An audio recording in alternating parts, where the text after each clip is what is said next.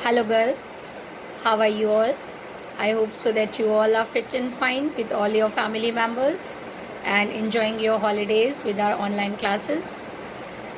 मैंने आपको हिंदी में जो पोर्शन अब तक कवर किया है उसके आगे हम चलेंगे आज। आप जैसा कि जानते हैं कि हम लोग अभी प्रोज के पोए पोर्शन पढ़ रहे हैं और अभी उन्हीं चैप्टर्स को लिया जा रहा है जो कि सारे क्लासेस के लिए कॉमन चैप्टर्स हैं, ताकि B1, B2 और कॉमर्स के जो चैप्टर्स हैं वो कवर हो जाएं और साथ साथ आर्ट साइड के भी। और एक दो चैप्टर्स के बाद फिर मैं आर्ट साइड के लिए एक एडिशनल वीडियो या जैसा भी होगा वैसा भेजूँगी।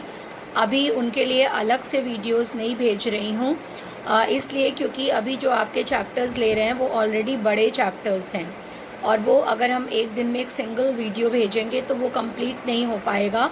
मतलब जल्दबाजी में तो हो सकता है बट क्वालिटी नहीं मेंटेन रहेगी, ना पढ़ने की और ना पढ़ाने की, टीचिंग की तो बिल्कुल भी नहीं रहेगी, क्योंकि चीज़ें आपको समझ में आनी चाहिए, बोर्ड में आपके अच्छे मार्क्स आने चाहिए और साथ ही साथ आप कुछ अच्छी बातों को अपने जीवन में भी उतारें जो कि आगे भी आपके काम आए। उस तरह से मैं आपके क्लासेस बेटा ले रही हूँ, पूरी कोशिश कर रही हूँ लेने की। तो हम लोगों ने अभी भाषा और आधुनिकता गद्य में कंप्लीट किया है लास्ट वीडियोस में अपने। आई मीन टू से कि लास्ट फ्राइडे को मैंने आपको जो वीडियो भेजा था उसके साथ ही आपका भाषा और आधुनिकता चैप्टर जो है वो कंप्लीट हो गया है। अब हम लोग एक और चैप्टर पढ़ेंगे डॉक्टर APJ अबुल कलाम का। ये चैप्टर भी सबके लिए कॉमन चैप्टर है, मतलब इसको B1, B2, कॉमर्स और आर्ट्स सबके बच्चे पढ़ेंगे। इस चैप्टर का नाम है हम और हमारा आदर्श। ठीक है, ये APJ अबुल कलाम जी का चैप्टर है जो कि आपके सिलेबस में नया लास्ट ईयर ही इंक्लूड हुआ है। ओके, ये चैप्टर नया लास्ट ईयर ही इंक्लूड हुआ है। जब सिलेबस रिवाइज किया गया था लास्ट ईयर हिंदी का, तो एक साल से बच्चे ये चैप्टर पढ़ रहे हैं, आपका दूसरा साल है। एक चीज़ इस चैप्टर में ध्यान दीजिएगा कि ये चैप्टर 2 टॉपिक्स के अंतर्गत आता है। मतलब आपके पाठ में ये हम और हमारा आदर्श के नाम से है। ये साइंस वाले बच्चों के पास जो बुक्स हैं, मतलब और कॉमर्स वाले बच्चों के साथ, मतलब जो B1, B2 और कॉमर्स के पास बुक है उनमें ये चैप्टर हम और हमारा आदर्श के नाम से मिलेगा। और यही सेम चैप्टर आर्ट साइड वाले बच्चों के पास जो बुक है, जो नए एडिशन की बुक है, उसकी बात मैं कर रही हूँ। अगर आपने इस साल नया एडिशन लिया होगा, ठीक है, या पिछले साल का भी एडिशन आपको पहले अगर आपने बुक ली होगी तो उसमें तेजस्वी मन के संपादित अंश के नाम से है। बात समझ में आई आपको? ये चैप्टर सामान्य हिंदी में हम और हमारा आदर्श नाम से ये चैप्टर होगा और आर्ट साइड में यही same chapter doctor APJ Abul Kalam द्वारा लिखित चैप्टर, इसका जो शीर्षक है वो है तेजस्वी मन के संपादित अंश। ठीक है, ये तो आर्ट्स और साइंस और कॉमर्स के बुक की बात हो गई। मतलब अगर आपके पास सामान्य हिंदी की बुक है या साहित्यिक हिंदी की बुक है। इसके अलावा ये भी आपको क्लियर कर दूं मैं कि अगर आपने एक कॉमन बुक किसी पुराने बच्चे से ली है और आपके पास पुराना एडिशन बुक का है, तो आपको दोनों या अलग पब्लिकेशन की बुक है, जैसे मेरे पास जो इस समय बुक है वो विद्या की बुक है, ठीक है, और एक मेरे पास जो दूसरी चित्रा का नया एडिशन लाइब्रेरी से हमने लिया है, उसमें भी ये सामान्य हिंदी की किताब में हम और हमारा आदर्श और तेजस्वी मन के संपादित अंश जो हैं वो आर्ट साइड के लिए हैं और हम और हमारा आदर्श नाम से ये चैप्टर साइंस और कॉमर्स के लिए है। लेकिन इसके अलावा भी अगर आपके पास सामान्य हिंदी या साहित्यिक हिंदी की बुक है और पब्लिकेशन आपको अलग मिला है, क्योंकि बेटा हम लोग मिल तो पा नहीं रहे हैं आपसे, तो आई डोंट नो कि आपने कौन से पब्लिकेशन की बुक मिली आपको, मतलब कौन सी अवेलेबल रही मार्केट में जब आपने बुक ली, क्योंकि आप 12th क्लास के हैं तो आपने जल्दी से जल्दी अपने लिए बुक्स लेने की कोशिश की होगी। तो आई डोंट नो कि आपके पास किस पब्लिकेशन की बुक है। तो आप ये ध्यान देंगे, चाहे वो किसी भी स्ट्रीम के बच्चे हों, चाहे वो सामान्य हिंदी वाले हों, चाहे साहित्यिक हिंदी वाले हों, कि आपकी बुक में ये चैप्टर तेजस्वी मन के संपादित अंश नाम से भी हो सकता है और हम और हमारा आदर्श के नाम से भी हो सकता है। ठीक है, आपको कोई कन्फ्यूज़न नहीं होना चाहिए। और क्योंकि कुछ बच्चे पढ़ने से पहले ही बहुत अजीब सा सवाल पूछ लेते हैं कि मैम ये चैप्टर तो हमारी बुक में है ही नहीं और मैम क्या पढ़ा रही हैं। तो ऐसा कुछ नहीं है, हम सोच समझ के देख सुन के पढ़ा रहे हैं, तो आप परेशान नहीं होंगे, इसलिए मैंने आपको ये क्लियर कर दिया है। ठीक है, इसके अलावा एक चीज़ मैं आपसे और बताना चाहूँगी कि जो ये आपके आर्ट्स वाले बच्चे हैं, जो 12th आर्ट्स के बच्चे हैं, वो घबराएंगे नहीं कि अभी कुछ चैप्टर्स आपके नहीं पढ़ाए गए हैं और मैम हमारा सिलेबस कब लेंगी। मैंने आपको पहले भी बताया था और मैं अभी आपको फिर से क्लियर कर रही हूँ। कुछ बच्चे मुझे मिले थे बीच में, तो मैंने उनको बता भी दिया था कि आप जो हैं अभी बिल्कुल भी नहीं घबराएंगे, क्योंकि ऑलरेडी अभी जो मैं चैप्टर्स आपके ले रही हूँ वो एक तो बोर्ड की दृष्टि से बहुत इंपॉर्टेंट हैं, चाहे वो B1 B2 कॉमर्स के बच्चे हैं, चाहे आर्ट साइड के, और दूसरे वो चैप्टर्स काफ़ी बड़े हैं, तो मुझे एक एक दिन में आपको 2-2 वीडियोस भेजने पड़ रहे हैं। तो अगर मैं अलग से, मेरे लिए वीडियो बना के भेजना और पढ़ा के भेजना सरल है बेटा, बट आपके लिए वो पढ़ना एक दिन में इतना कवर करना कठिन होगा। इसलिए मैंने ये सोचा कि पहले मैं वो चैप्टर्स पढ़ा दूँ जो सारे बच्चों के लिए कॉमन है, और फिर मैं आर्ट साइड के लिए उनके चैप्टर्स के वीडियोस भेजूँगी। ठीक है, तो अभी तक तो वैसे चैप्टर्स आए नहीं हैं कि आपको हाफ ईयरली में वो चैप्टर्स थे भी नहीं। अब 1-2 चैप्टर्स हैं, कुछ पोएम में हैं और कुछ प्रोज़ में एक चैप्टर है आपका एक्स्ट्रा, जो पंडित दीनदयाल उपाध्याय जी द्वारा लिखा हुआ है। ठीक है, आर्ट साइड के बच्चों का एक पंडित दीनदयाल उपाध्याय जी के द्वारा लिखा हुआ आपके कोर्स में एक चैप्टर है, वो चैप्टर आपका मैं बाद में लूँगी, तो आपको बिल्कुल भी घबराने की ज़रूरत नहीं है। ठीक है, समझ में आ गया। अब देखिए, आज ये चैप्टर जब हम लोग कंप्लीट कर लेंगे तो B1 B2 और कॉमर्स के बच्चों के सारे चैप्टर्स प्रोज के कंप्लीट हो जाएंगे for board examination. So feel happy, आपके सारे चैप्टर्स बोर्ड एग्जामिनेशन के लिए कंप्लीट हो जाएंगे। बस एक चैप्टर बचेगा, अशोक के फूल, और वो चैप्टर मैं आपका बाद में लूँगी क्योंकि वो काफ़ी टफ चैप्टर है। और वी आर वेटिंग कि अगर वो स्कूल खुल जाता है तो उसके बाद आपको पढ़ाया जाएगा, तो आमने सामने से जब आप उसको पढ़ेंगे, क्योंकि उसमें आपको क्वेरीज हो सकती हैं, आप उसमें क्वेश्चन पूछ सकते हैं, तो सारे बच्चों के पास अवेलेबल नहीं होता हमेशा फ़ोन। तो अगर इस बीच स्कूल खुल जाता है आपका अक्टूबर नवंबर में, और ईश्वर करे खुले, तो वो चैप्टर अगर फेस टू फेस आप पढ़ेंगे तो ज़्यादा अच्छा रहेगा। लेकिन अगर मान लीजिए स्कूल नहीं खुलता है तो भी हमको लेना ही है, कोर्स तो पूरा करना है, तो हम उसको बाद में ले लेंगे, तो उसके लिए आपको घबराने की ज़रूरत नहीं है। अदरवाइज़ आपका प्रोज का पूरा कोर्स बोर्ड के लिए कंप्लीट हो जाएगा इस चैप्टर के बाद। ओके, B1 B2 और कॉमर्स के बच्चों के लिए। तो मैंने बहुत अच्छे से आपको 4-5 मिनट लेके समझा दिया कि आपको कैसे आपका कोर्स कंप्लीट हो जाएगा इस चैप्टर के बाद, और ये दो चैप्टर कौन से 2 शीर्षकों के अंतर्गत आता है। इस चैप्टर को आप बोर्ड के लिए ज़रूर तैयार करिएगा, क्योंकि एक तो ये नया इंक्लूडेड चैप्टर है और दूसरा बहुत अच्छा चैप्टर है। इस चैप्टर को पढ़ाने में मुझे जो विशेष रूप से खुशी महसूस होती है वो ये होती है कि ये केवल आपके कोर्स में ही नहीं इंट्रोड्यूस किया गया है, बल्कि ये चैप्टर आपके भविष्य के भी काम आएगा, क्योंकि ये चैप्टर APJ अबुल कलाम का नाम आप जानते हैं, डॉक्टर APJ अबुल कलाम के द्वारा लिखा हुआ ये चैप्टर है। वो हमारे पूर्व राष्ट्रपति रह चुके हैं, एक महान देश के वैज्ञानिक के रूप में हम उन्हें जानते हैं, और सबसे बड़ी बात ये कि वो युवाओं के प्रति बहुत अधिक जोश थे, हमेशा भरे रहते थे। अक्सर उनका कार्य जो है वो युवाओं को ध्यान में रख करके होता था, आपको ये चीज़ पता है। तो ये चैप्टर, और आप भी कमिंग यूथ्स हैं, अब आप भी 18-19 साल के हो रहे होंगे, तो आप भी जो हैं वो यूथ्स हैं, कमिंग देश के युवा हैं आप, है ना, आप देश के युवा हैं। वोटिंग का अधिकार आपको कुछ बच्चों को मिल गया होगा और बाकियों को मिलने वाला होगा। तो देश किस प्रकार से, एक देश के युवा को सोचना चाहिए, और केवल देश के लिए नहीं सोचना चाहिए बल्कि पहले अपने जीवन के बारे में सोचना चाहिए, और किस प्रकार से वो सफलता के सोपानों को प्राप्त कर सकता है, उसके बारे में ये चैप्टर है। तो this is a very interesting chapter and you will feel very cool and very happy to read this chapter.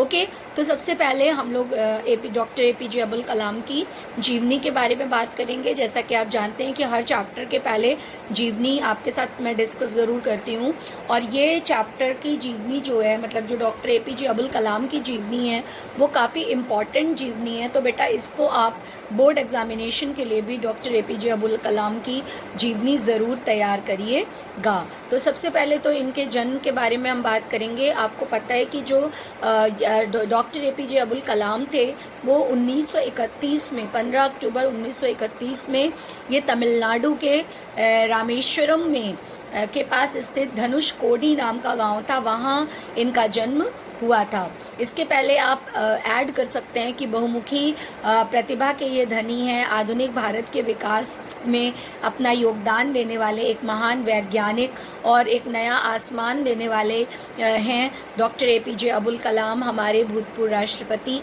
और इनका जन्म जो है वो 15 अक्टूबर 1931 को तमिलनाडु के एक मध्यम वर्गीय परिवार में, मुस्लिम परिवार में हुआ था, रामेश्वरम के पास धनुषकोडी नाम के गांव में। इनके जो पिताजी थे उनका नाम जैनुलाब्दीन था। क्या था? जैनुलाब्दीन एक ही नाम है पूरा, जैनुलाब्दीन।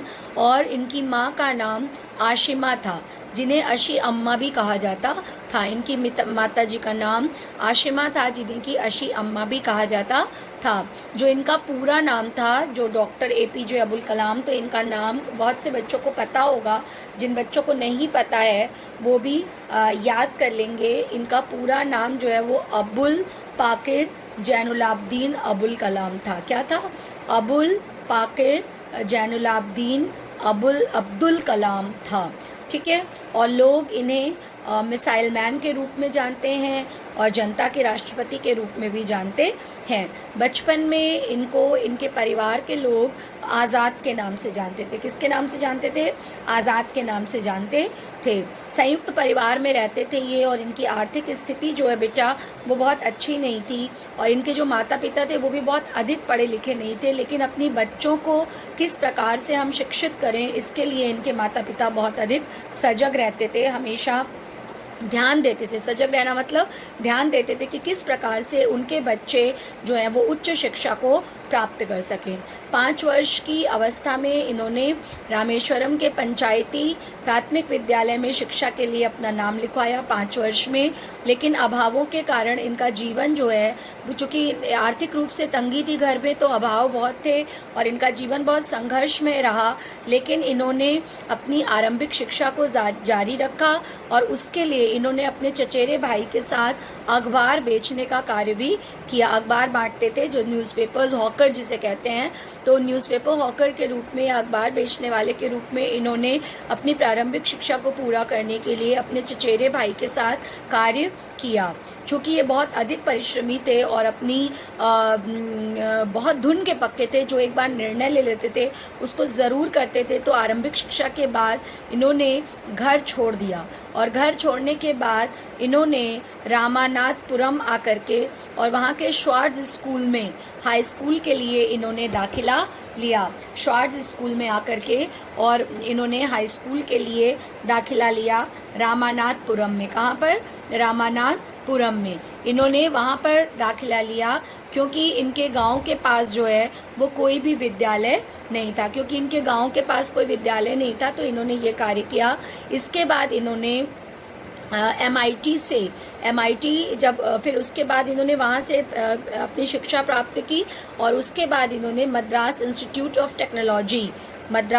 ऑफ टेक्नोलॉजी, जिसको शॉर्ट फॉर्म में MIT कहा जाता है, उसमें इन्होंने 600 रुपये फ़ीस भरी, और उसमें इन्होंने इंजीनियरिंग कॉलेज में एडमिशन लिया। उस समय फ़ीस होती थी इतनी ही, और उनको चूँकि बहुत मेहनती थे और अपने धुन के पक्के थे और कठोर परिश्रम करते थे, तो इनको अपनी मेहनत के बल पर MIT की स्कॉलरशिप भी मिली, जिसे आप हिंदी में छात्रवृत्ति कहते हैं। इनको स्कॉलरशिप भी मिली, और उसके बाद इन्होंने वहाँ से अंतरिक्ष विज्ञान में स्नातक इंजीनियरिंग की उपाधि धारण की। किसमें? अंतरिक्ष विज्ञान में स्नातक इंजीनियरिंग। स्नातक मतलब बीटेक जिसे आप कहते हैं, साइंस के बच्चे जानते होंगे, सभी बच्चे जानते होंगे बीटेक, बैचलर ऑफ टेक्नोलॉजी में इन्होंने अंतरिक्ष विज्ञान में उपाधि प्राप्त की और बहुत सफलतापूर्वक की। फिर इन्होंने एरोडायनेमिक का डिज़ाइन किया और वहाँ पर 3 दिन में ही उनके सामने एक प्रोजेक्ट रखा गया कि 3 दिन में इन्होंने एक एरोडायनेमिक का डिज़ाइन तैयार किया, जिसके कारण इन्होंने अपने प्रोफेसर का दिल जीता और वहाँ आयोजित होने वाले जो डिफरेंट प्रोग्राम्स थे, डिफरेंट कॉम्पिटिशन्स थे, उसमें भी ये पार्ट लेते रहते थे। तो एक आपको चीज़ मैंने बताई कि इन्होंने इसमें एरोडायनेमिक में एक डिज़ाइन तैयार किया जो कि 3 दिन के अंदर ही इनको करना था। और इसके बाद इन्होंने वहाँ पर आयोजित होने वाली, दूसरा चीज़ आपको बता रही हूँ, दूसरा पॉइंट आप नोट करेंगे कि इन्होंने वहाँ पर आयोजित होने वाली निबंध प्रतियोगिता में भी let us make our own aircraft इस विषय पर निबंध लिखा और इस पर इनको पहला पुरस्कार इस निबंध पर प्राप्त हुआ। क्या था उसका topic? Let us make our own aircraft, ये था। इसको आप हिंदी में ही लिखेंगे, आपकी बुक में आपको जीवनी में लिखा मिल जाएगा, ठीक है। तो इस टॉपिक पे इन्होंने निबंध लिखा और इसमें इनको पहला स्थान प्राप्त हुआ। उसके बाद इन्होंने स्नातक की परीक्षा उत्तीर्ण की। फिर इन्होंने हावरक्राफ्ट योजना पर कार्य करने के लिए, हावरक्राफ्ट योजना, कौन सी योजना? हावरक्राफ्ट योजना पर कार्य करने के लिए भारतीय रक्षा अनुसंधान और विकास संस्थान में प्रवेश लिया। मैं आपको हिंदी में बता रही हूँ क्योंकि आपका हिंदी का एग्ज़ाम देना होगा ना, तो आपको हिंदी में लिखना होगा। तो कौन से संस्थान का नाम है? भारतीय रक्षा अनुसंधान और विकास संस्थान, इसमें इन्होंने प्रवेश लिया। फिर 1962 में इन्होंने भारतीय अनुसंधान संगठन में पदार्पण किया। भारतीय अनुसंधान संगठन, इंडियन रिसर्च जो इंस्टीट्यूट था, उसमें इन्होंने 1962 में ये गए और यहाँ पर उन्होंने कई उपग्रह परियोजनाओं में अपनी भूमिका का निर्वाह किया और यहीं से उन्होंने एक परियोजना निदेशक के रूप में, मतलब काफ़ी साल इन्होंने वहाँ पर काम किया रिसर्च इंस्टीट्यूट में, और वहाँ पर इन्होंने एक परियोजना निदेशक के रूप में सबसे पहले सर्वप्रथम स्वदेशी उपग्रह प्रक्षेपण यान MLV3 जिसको कि हम पहला स्वदेशी उपग्रह प्रक्षेपण किया, निर्माण में इनकी बहुत स्मरणीय भूमिका रही। और इसी के फलस्वरूप 1982 ईस्वी में जब अंतरिक्ष में रोहिणी उपग्रह का, आपको पता है कि रोहिणी 1982 में सफलतापूर्वक उसका प्रक्षेपण हुआ, तब इनको उसमें भी इनको सदस्यता दी गई, ठीक है। और इन्हीं के का जो इन्होंने ये काम किया था, MLV3 का निर्माण किया था, इसी के कारण अंतरिक्ष में हम लोग मतलब भारतीय 1982 में रोहिणी उपग्रह को प्रक्षेप करने में सफलता प्राप्त कर सके। इसके बाद इनको इसके अलावा इसरो लॉन्च व्हीकल प्रोग्राम को गति देने का भी श्रेय जाता है। कौन सा program? ISRO launch vehicle program, इसका इनको श्रेय जाता है क्योंकि इन्होंने वहाँ पर और अधिक कार्य किया और उस क्षेत्र में भी अभूतपूर्व सफलता प्राप्त की। इन्होंने स्वदेशी लक्ष्य भेदी नियंत्रित प्रक्षेपास्त्र, जिसे आप गाइडेड मिसाइल्स कहते हैं इंग्लिश में, जिनको आप इंग्लिश में गाइडेड मिसाइल्स कहते हैं और हिंदी में उसे कहा जाता है स्वदेशी लक्ष्य भेदी नियंत्रित प्रक्षेपास्त्र, इसको डिज़ाइन किया। और अग्नि और पृथ्वी जैसे जो मिसाइल्स थे, इनका निर्माण स्वदेशी तकनीकी के आधार पर किया। इस पंक्ति को मैं दोबारा बोल रही हूँ कि इन्होंने जो गाइडेड मिसाइल्स थे, जिनको कि हम स्वदेशी लक्ष्य भेदी नियंत्रित प्रक्षेपास्त्र कहते हैं, गाइडेड मिसाइल्स को हम स्वदेशी लक्ष्य भेदी नियंत्रित प्रक्षेपास्त्र भी कहते हैं, इसको इन्होंने डिज़ाइन किया। और अग्नि और पृथ्वी जैसे जो दो मिसाइल्स थे, जिनको कि आप हिंदी में प्रक्षेपास्त्र कहते हैं, उनका निर्माण स्वदेशी तकनीक के आधार पर किया। फिर 1992 से दिसंबर 1999 तक 1992 से 1999 तक इन्होंने जो रक्षा मंत्री थे तत्कालीन, उनके ये विज्ञान सलाहकार और सुरक्षा शोध और विकास विभाग के सचिव भी ये बनाए गए। और जो इन्होंने रणनीतिक प्रक्षेपास्त्र प्रणाली का उपयोग किया और आग्नेयास्त्रों के रूप में किया, मतलब जो आप ये कह सकते हैं कि जो इन्होंने जो मिसाइल्स थे हमारे, इनको इन्होंने किस तरह से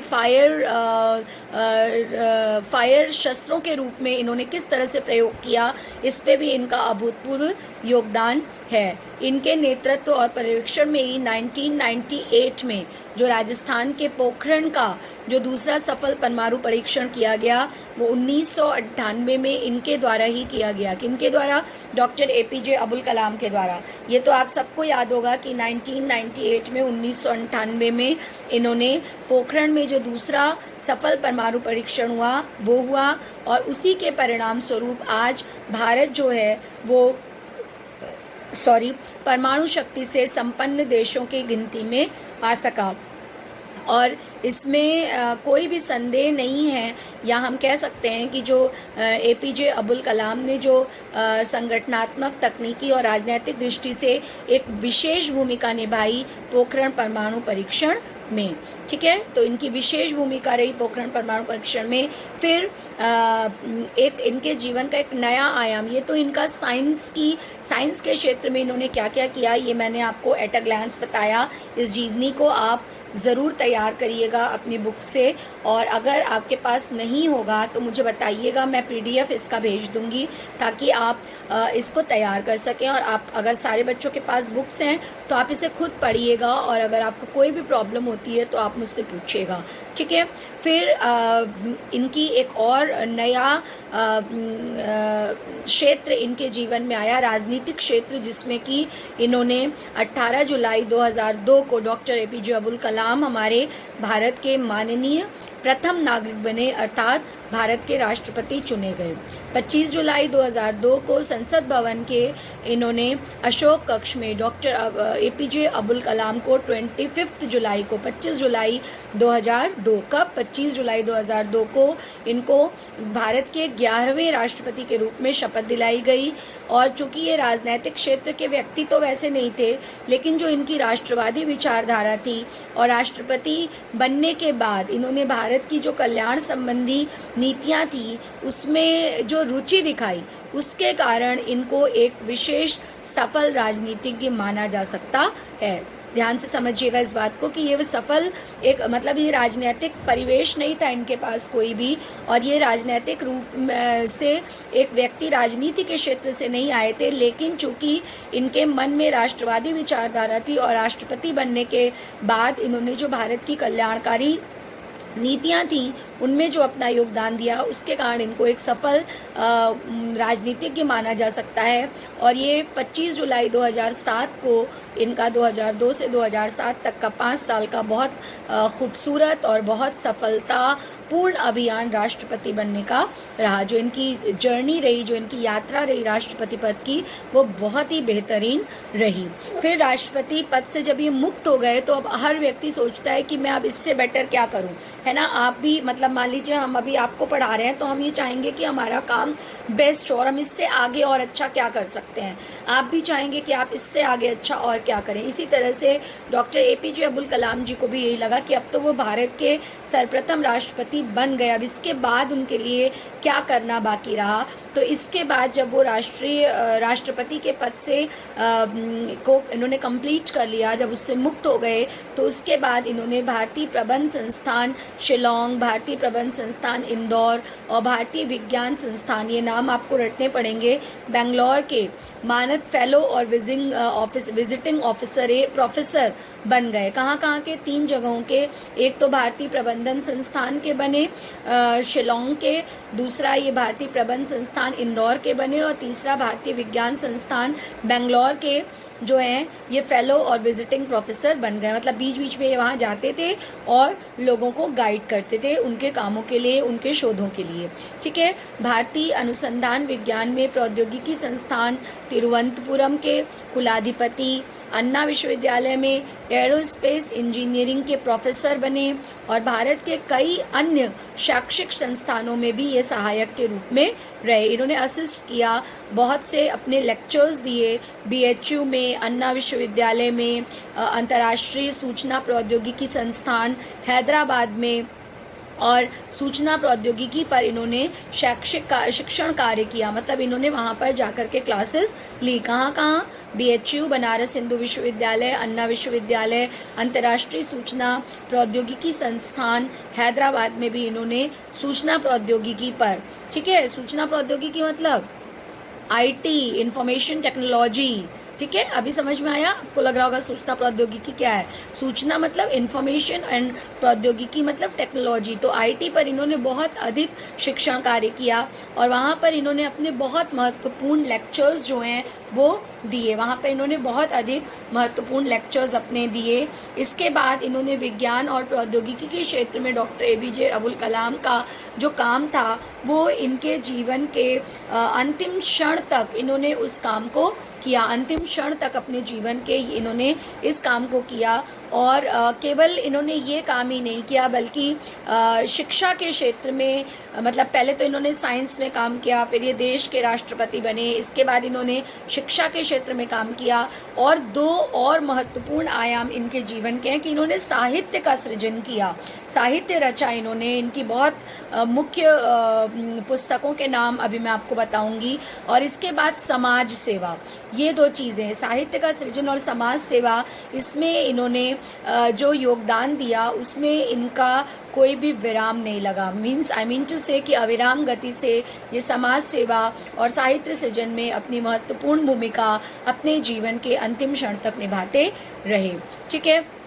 जैसे कि इन्होंने मई 2000, कुछ एग्जाम्पल्स आपको मैं दूंगी, जैसे मई 2012 में इन्होंने भारत के युवाओं के लिए भ्रष्टाचार दूर करने के लिए मैं आंदोलन को क्या दे सकता हूँ, इस टॉपिक से इन्होंने एक कार्यक्रम का शुभारंभ किया। किसके लिए? भारतीय युवाओं को भ्रष्टाचार से दूर करने के लिए इन्होंने एक आंदोलन शुरू किया, एक शीर्षक का कार्यक्रम शुरू किया कि मैं आंदोलन को क्या दे सकता हूँ।